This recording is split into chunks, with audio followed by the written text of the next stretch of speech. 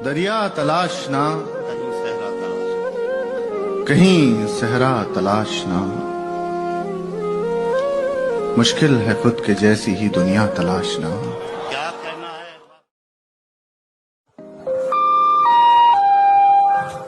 कृपया ध्यान दीजिए, गाड़ी संख्या 12259 बीकानेर दुरंतो एक्सप्रेस सियालदह से चलकर कानपुर सेंट्रल, नई दिल्ली, लोहारू, सुदूलपुर जंक्शन, चूरू, रतनगढ़ जंक्शन के रास्ते बीकानेर जंक्शन को जाने वाली प्लेटफॉर्म नंबर 1 से चलने को तैयार है। हम आपकी सफल, सुखद एवं मंगलमय यात्रा की कामना करते हैं।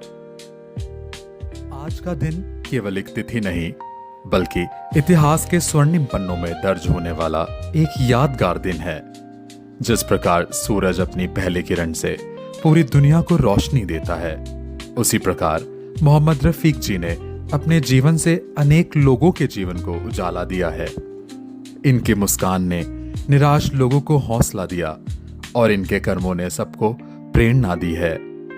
इनका व्यक्तित्व सादगी, ईमानदारी और मानवता का जीवंत उदाहरण है। मोहम्मद रफीक जी ने अपने कार्यकाल की शुरुआत दिनांक 28 मई 1985 से बतौर डीजल असिस्टेंट के पद से की, लेकिन अपनी काबिलियत और कार्यशैली पर भरोसा रखने वाले रफीक जी सिर्फ यहीं तक सीमित नहीं रहे। दिनांक 1 अप्रैल 1997 को जीडीसी की कठिन परीक्षा पास कर इन्होंने एएलपी का पद हासिल किया। बस उसके बाद रफीक जी ने पीछे मुड़कर कभी नहीं देखा और दिनांक 27 जून 2006 को एलपीजी थ्रू सिलेक्शन, दिनांक 20 अगस्त 2016 को एलपीपी और दिनांक 30 जून 2023 को एलपीएम के पद पर पदोन्नत हुए। वर्ष 2016 दिल्ली मंडल के इतिहास का एक महत्वपूर्ण और यादगार वर्ष था। इसी वर्ष साथियों के विश्वास और समर्थन से कॉमरेड अनूप शर्मा जी को दिल्ली मंडल का मंडल मंत्री चुना गया। उनके नेतृत्व ने संगठन को नई दिशा, नई ऊर्जा और नई पहचान प्रदान की। इसी कार्यकाल में श्री मोहम्मद रफीक जी को दिल्ली मंडल का कोषाध्यक्ष, ट्रेजरर चुना गया। उस दिन से लेकर आज तक दिल्ली मंडल का समस्त लेखा जोखा पूरी ईमानदारी, पारदर्शिता और जिम्मेदारी के साथ उनके मार्गदर्शन एवं देखरेख में संचालित होता रहा है। किसी भी संगठन की मजबूती केवल उसके विचारों से नहीं, बल्कि उन लोगों से होती है जो निस्वार्थ भाव से दिन रात उसकी सेवा करते हैं। श्री मोहम्मद रफीक जी ने अपनी मेहनत, सादगी और कर्तव्य निष्ठा से यह सिद्ध किया कि विश्वास सबसे बड़ी पूंजी होती है और ईमानदारी सबसे बड़ी पहचान। वर्ष 2021 नॉर्दर्न रेलवे मेंस यूनियन के इतिहास का एक महत्वपूर्ण और गौरवशाली अध्याय बनकर सामने आया। उस समय माननीय जनरल सेक्रेटरी श्री शिव गोपाल मिश्रा जी के दूरदर्शी नेतृत्व में श्री मोहम्मद रफीक जी को नॉर्दर्न रेलवे मेंस यूनियन का सहायक महामंत्री, असिस्टेंट जनरल सेक्रेटरी चुना गया।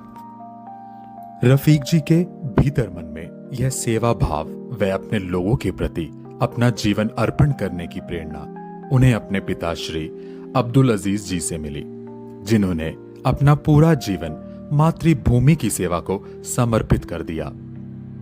श्री अब्दुल अजीज जी ने सन 1965 के भारत पाकिस्तान युद्ध में अदम्य साहस के साथ देश की रक्षा की। इसके बाद 1971 के भारत पाकिस्तान युद्ध, जिसमें बांग्लादेश की स्वतंत्रता में महत्वपूर्ण भूमिका निभाई और वीरता से लड़ते हुए अपने कर्तव्य का पालन किया। तत्कालीन राष्ट्रपति जी ने उन्हें वर्ष 1965 में समर सेवा पदक द्वारा सम्मानित भी किया। आज आपकी विदाई है, लेकिन यह अंत नहीं है। यह जीवन के एक नए अध्याय की शुरुआत है। अब आपके पास अपने परिवार के साथ अधिक समय बिताने का अवसर होगा, अपने अधूरे सपनों को पूरा करने का समय होगा और जीवन को एक नई दृष्टि से जीने का अवसर होगा।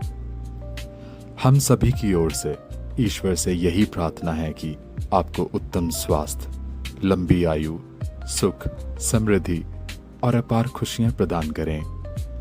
आपका जीवन हमेशा मुस्कान, सम्मान और आनंद से भरा हो।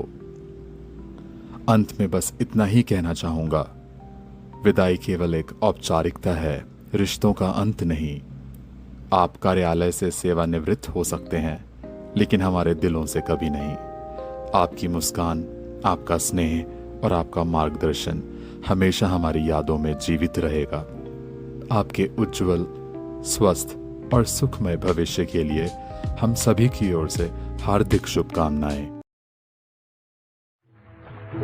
मैं पल दो पल का शायर हूँ, पल दो पल मेरी कहानी है, पल दो पल मेरी हस्ती है, पल दो पल मेरी जवानी है। मैं पल दो पल का शायर हूँ।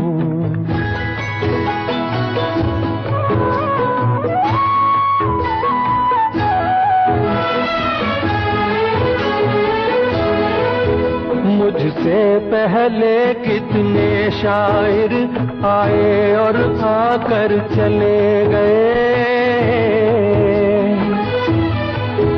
कुछ आहें भर कर लौट गए, कुछ नगमे गा कर चले गए। वो भी एक पल का किस्सा थे, मैं भी एक पल का किस्सा हूँ।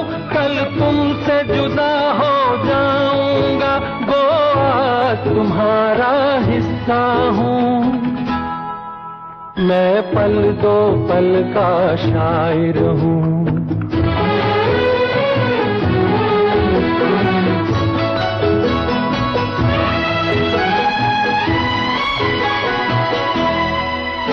कल और आएंगे नगमों की खिलती कलियां चुनने वाले,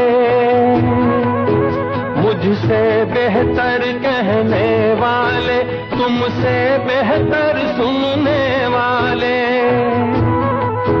कल कोई मुझको याद करे, क्यों कोई मुझको याद करे, मसरूफ जमाना मेरे लिए क्यों वक्त अपना बर्बाद करे। मैं पल दो पल का शायर हूँ। Ladies and gentlemen, you are still not ready for this.